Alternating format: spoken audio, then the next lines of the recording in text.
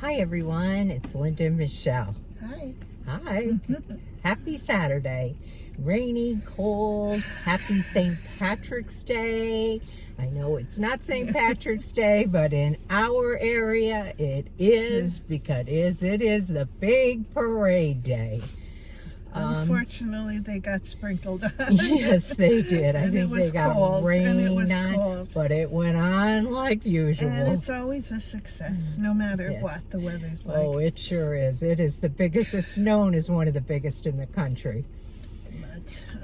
But anyway, we went to the movies this afternoon, and we saw the movie Cabrini, which is the life, well, not her whole story, but a big chunk of the story of Sister Frances Cabrini, who became the first United States saint.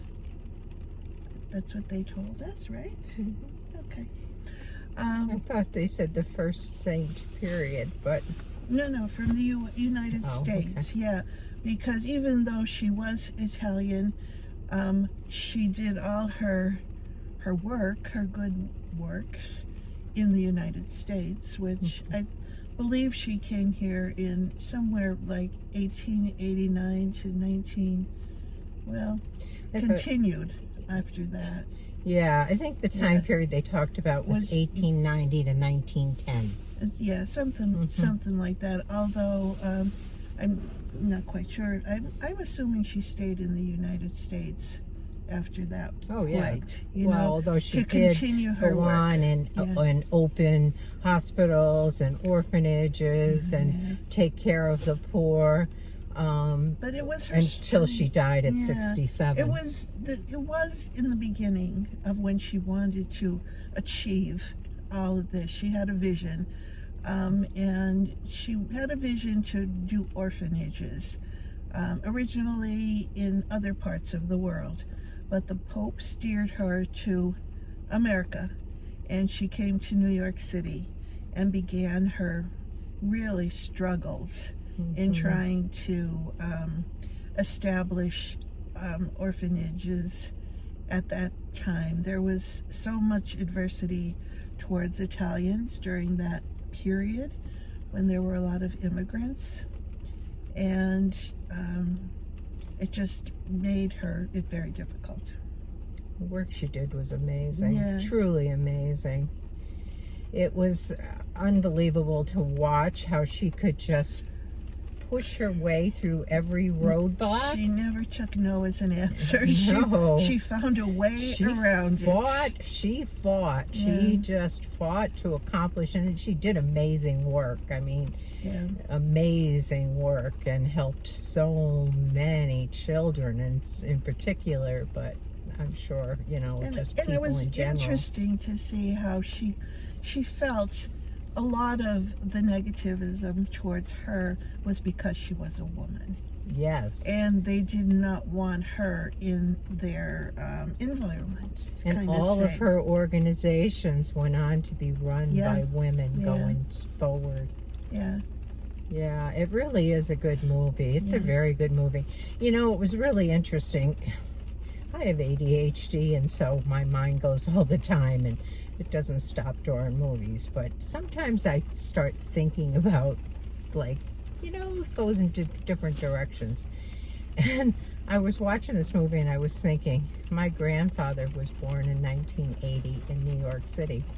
And I was looking at the city through the eyes of what he would have grown up in. Not 1980. Or, 1890. Oh, I'm so sorry. 1890. Yeah. He was born in 1890. And this is the city he would have grown up in. Yeah. This is what he would have seen and envisioned. It was just amazing, though, what it looked like in parts of it.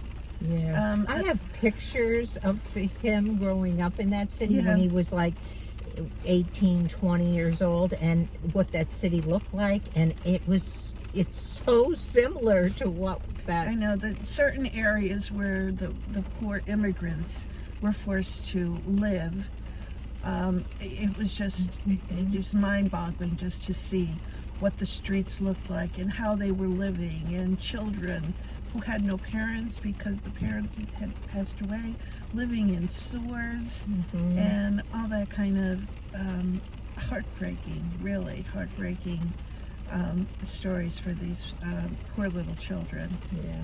But the other thing I found really interesting about it is I absolutely enjoyed the photography. I don't know, did you pay attention to it at all? Well, I was just mesmerized by the whole New York City. That part, but even some of the scenes, looking over the Hudson, and it was, all the houses were darked out in sepia, and you had the Statue of Liberty and a beautiful sky behind it. So I really thought the cinematography was appropriate for the age, it really was. It really was. Time, for the era. Yeah, because a lot of it was done in that sepia. Yeah. Which is things. what the pictures I have from that time are. It's really unbelievable.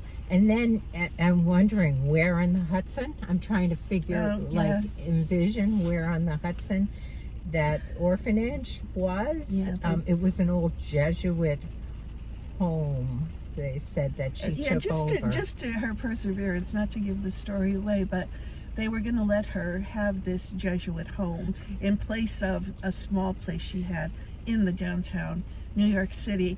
And they said, there's one problem here is, and she went outside, they could not find water. There was no water whatsoever. 15-acre home Jesuit compound that they were going to turn into an orphanage, but there's no water. And the Jesuits dug all over the place trying to find water, and they just gave up.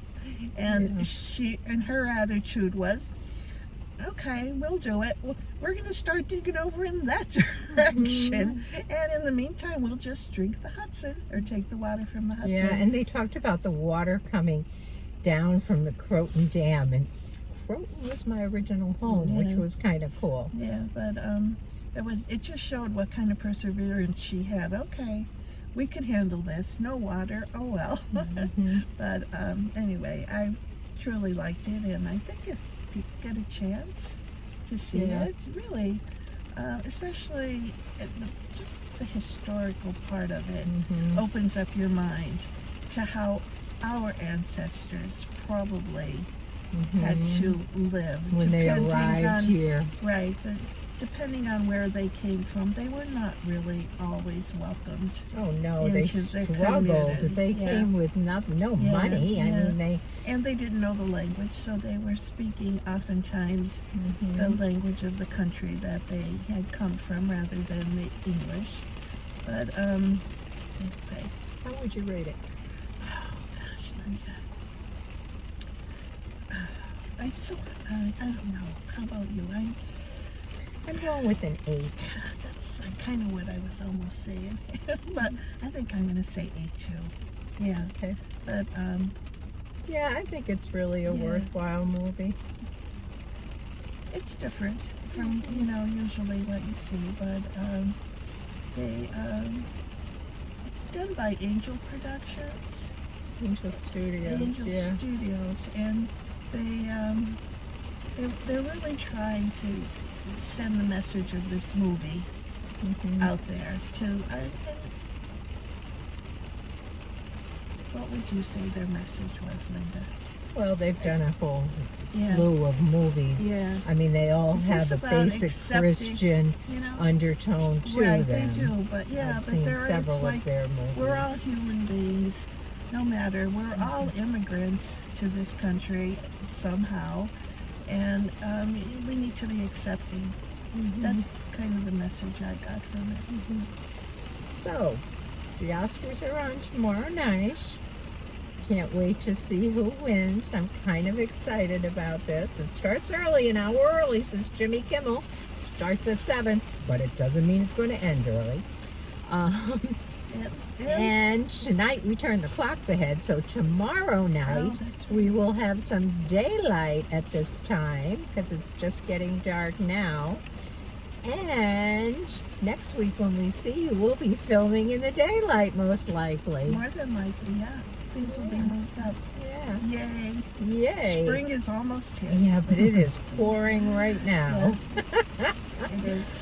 So, anyway, please like our video if you would, and leave us a comment if you have anything to say, or if you've seen it, or you plan to see it, or whatever.